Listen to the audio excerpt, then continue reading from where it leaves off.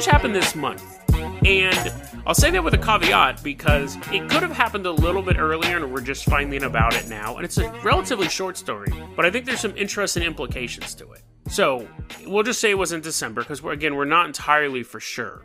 We're in Antarctica. It's super, super cold. I know I said it's a no snow zone on this show because I hate snow so much, but we're actually going to be going to Antarctica a couple times this week, unfortunately. But so this helicopter is flying over this research station in Antarctica, one of the bigger ones, I believe.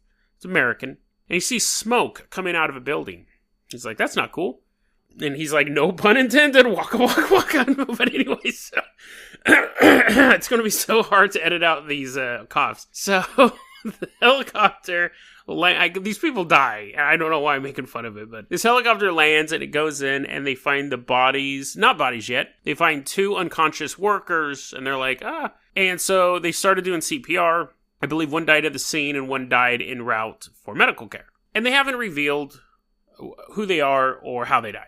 And they're like, I just read in a report today and they're like, no foul play. We're still investigating how these people died.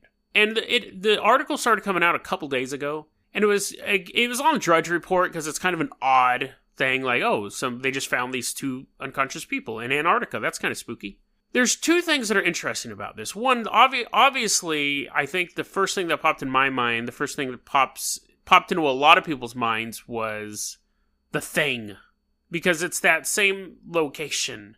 And I think it's interesting. It wasn't the Thing. But what's interesting about this story is that if the Thing, okay, so if you don't know, and it's an amazing, I just saw the Thing for the first time last year. The Thing is a story of, I think, about 9 researchers in Antarctica, and they uncover something, I won't give it away, and then this creature starts killing them one by one. If that had happened in real life, it would have been reported the same way this article was reported. And I think that's what's interesting, because in the movie The Thing, or any of these horror movies, you have all this stuff blowing up, and you have like the creature running through the halls, and they're like flamethrowers,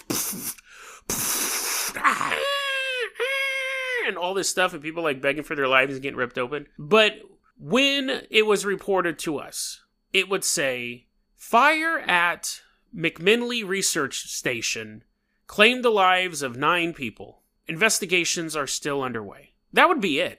There would be something in the newspaper about it, because what happens is it's really hard to keep stuff like super secret, especially when it's partially civilian. But it would be in the newspaper, and it would be a blurb.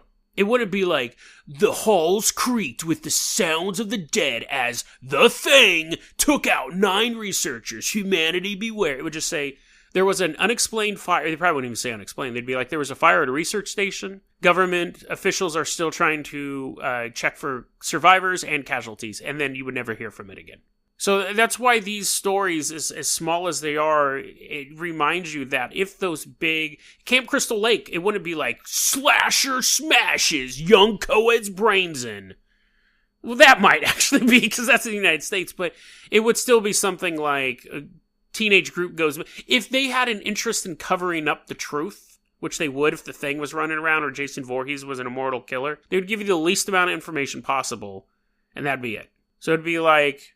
Well, I think you get the point. I'm not going to keep making up kids in Elm Street, don't wake up. I mean, like, you get it. You get it. What if all these weird diseases that pop up every once in a while are actually just covers for horror movie villains? But I mean, what if Ebola was actually like this chaos demon that someone summoned, and every so often he goes on a rampage? Actually, there actually is a conspiracy theory about that. We'll look into that some other time. I shouldn't have just brought that up to throw it away like that. But another interesting side note, something that's not being reported regarding this story, is I think they're spooks. I think that the 2 guys who died, we're never going to know who they are, because like I was saying, when it's civilian related, it's hard to keep stuff under wraps. But I don't think we're going to know who these 2 people are. As I was looking at the story, they said that they worked for a civilian contractor based out of Virginia, which right away I thought, yeah, they're working for the CIA. They're either CIA or ex-CIA. CIA is based in Virginia, and they work for a company called PAE, which is it's a subcontractor, but when you look at their website, they do a lot of stuff like security. They build bomb detecting kits and bomb defusal kits, and they're all over the globe, working with U.S. partners and allied governments and stuff like that. And so with a company, an international company like that did assist troops and stuff like mapping, and they're basically an engineering group. It would make sense that these guys would be at this place working on a fire suppression system. The most likely, I don't even know why they're pussyfooting around. The most likely suggestion is they were working on the fire suppression system, and generally you suppress fires by reducing the amount of oxygen in the area. They probably reduced the amount of oxygen in their area and fell unconscious. I don't know why the articles are being so vague about that. They should just say they were working on the system, they messed up, and they died. They fell unconscious. No articles even really kind of putting that out there. That's my opinion. But that's the most likely thing. And I think that the fact that they're possible ex-CIA or current CIA operatives doesn't really mean anything to the story. It doesn't mean they were there to fight aliens or they were there to spy on someone. I think they worked for a company that hires ex-CIA people, probably. I don't have any proof of that, but that's just a hunch I have. But I think that's the reason why we won't know who they are. Because then people can link it back to their families and stuff like that. They go, oh, this person worked for this company, and this person was over here, and da-da-da. So it's an interesting story. It's layer upon layer upon layer, and it's almost like just a 2-paragraph article. If it had happened in Milwaukee, it probably wouldn't even be on the news. But because it happened in such a spooky, desolate area, it adds that layer of mystery to it.